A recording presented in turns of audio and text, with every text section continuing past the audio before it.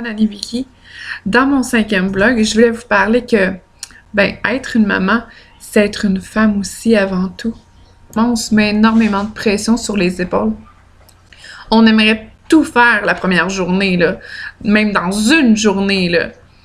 Notre cerveau, il arrête jamais de prévoir, de planifier, d'organiser, de gérer.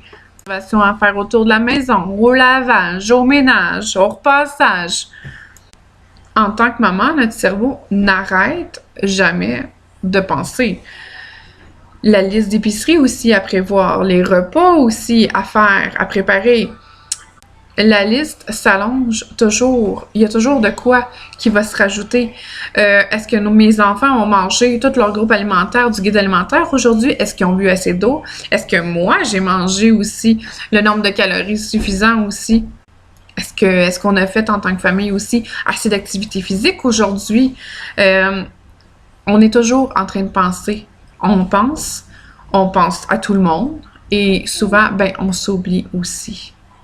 On pense aux vêtements aux enfants qu'on devrait acheter aussi pour la prochaine saison. Tout ça en gérant la chicane des enfants parce qu'ils ont de la misère à se regarder puis à s'endurer. Tout ça en ramassant aussi leur traînerie parce qu'on pourrait les suivre à la trace, là. Au-delà de ça, on réussit quand même à être efficace aussi au travail. Sauf que rendu à 21h, on tombe épuisé, fatigué, endormi aussi, hein? Puis, on n'a pas voulu s'endormir, on est tombé endormi. Et, surprise! C'est déjà le matin et tout ça recommence encore. Bref, la charge mentale qu'on se met en tant que maman est vraiment trop grande, est trop importante. Mais je parle des mamans, mais il y a beaucoup de papas aussi qui se reconnaissent dans ce que je dis, hein. On est épuisé. Alors, maintenant, il faut trouver des solutions. Parce que notre corps ne peut pas gérer ça. C'est trop grand, c'est trop important. Il faut changer. Premièrement, stop! OK? On va se le dire. Écoutez, ça vaut la peine. Il y a juste une superwoman dans toute l'histoire. Puis c'est DC qui l'a inventée. C'est Wonder Woman et elle existe dans les bandes dessinées. That's it, that's all, ça s'arrête là, OK? C'est la seule qui est immortelle. Nous, on est des humains et on n'a pas de super pouvoir. Donc, il faut apprendre à s'arrêter, OK? À déléguer aussi et à s'organiser. S'organiser autrement, parce qu'en ce moment, on l'a pas pantoute, hein?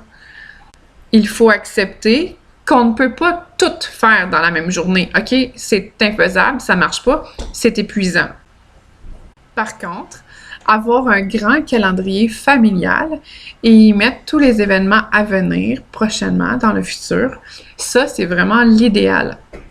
La charge paraît moins grande, puis on voit les événements s'échelonner dans le temps et on les voit arriver, donc on peut anticiper, on peut mieux s'organiser, mieux gérer, mieux planifier aussi ce qui s'en vient.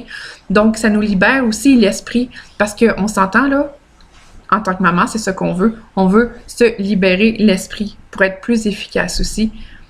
Troisièmement, en tant que maman, ça veut dire que vous avez des enfants, donc eux aussi peuvent participer aussi aux tâches quotidiennes. Vous allez voir, vos enfants vont vraiment prendre goût de vous aider. Un enfant, là, ça peut ranger sa chambre, faire son lit, arroser des fleurs aussi. Les enfants aussi peuvent défaire le lave-vaisselle, ou s'ils ont entre 10 et 12 ans, ils peuvent aller promener un petit chien. C'est ça que je veux dire par déléguer, hein. Puis c'est toutes des tâches que vous n'aurez pas à faire, c'est ça qui est fantastique. Par contre, si vous décidez de déléguer des tâches à chérie ou aux enfants, vous acceptez le fait que ça ne soit pas accompli comme vous voudriez nécessairement.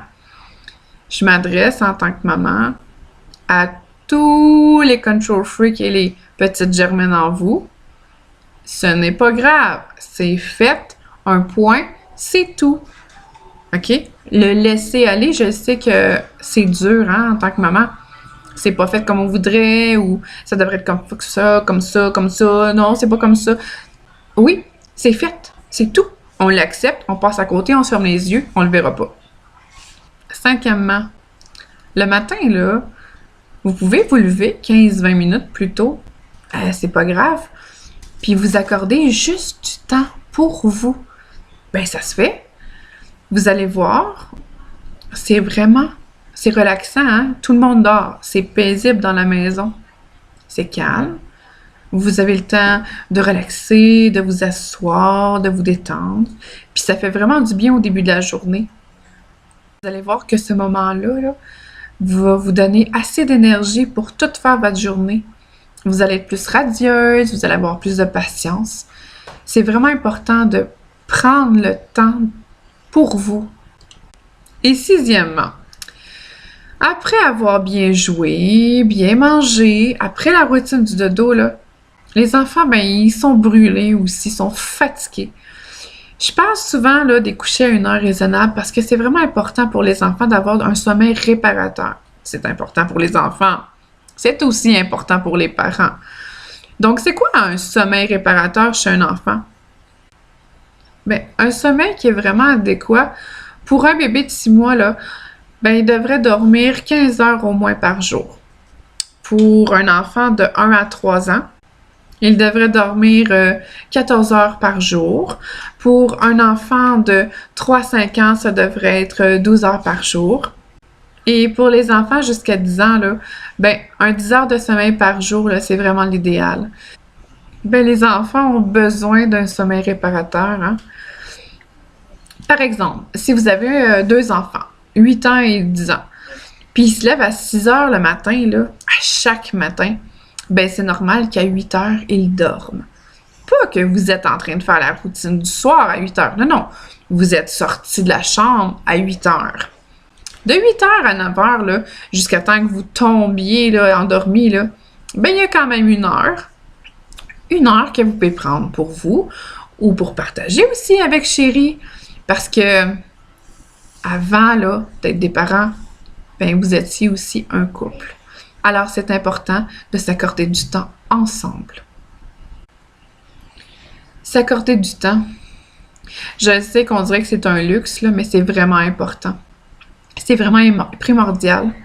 Vous allez être plus radieux, plus patient. Vous allez avoir une meilleure concentration aussi, hein. Vous allez être plus performant au travail.